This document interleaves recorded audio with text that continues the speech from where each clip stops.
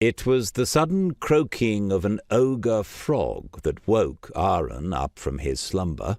Startled, he looked down at the creature, a good forearm in length, which had woken him so rudely. With a frown and a wave of his hand, he shooed the troublemaker away, and with an almighty leap the frog found the safety of the river, some distance from the drowsy youngster.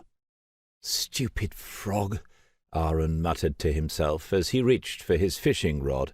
It was only now he noticed the waning intensity of colour in his surroundings, which could only have been caused by the encroaching dusk. "The three be with me," blurted the youngster, now fully awake, as he suddenly realized he'd slept the afternoon away. A closer look at the rod revealed that a fine, big creature must have taken the bait, because the line had been snapped. With a sigh he imagined the splendid specimen and wondered how he had slept through the tugging of the fishing line. A look around him answered his question. Here, in the bend of the river, he was protected from the wind, far away from all the other villagers and their activities. The river was 4 paces in width, and the willows, hanging low over it, afforded shade from the sun without covering him to the point that it would be cool.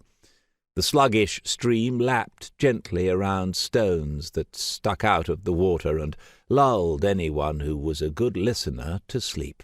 The soft grassy bank had done the rest, and so the idyllic surroundings had carried him away to the land of Nod. Ahren stood up slowly, but now he was in for a rude awakening. As he stood there and looked around, he noticed that his bait-box, with its rare and coveted God's Day flies, was lying knocked over on the ground.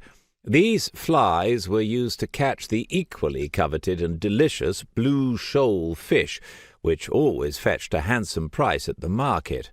Master Kossuth always took one off him whenever Ahren managed to catch some, and paid him with a large chunk of the delicious cheese he made so well.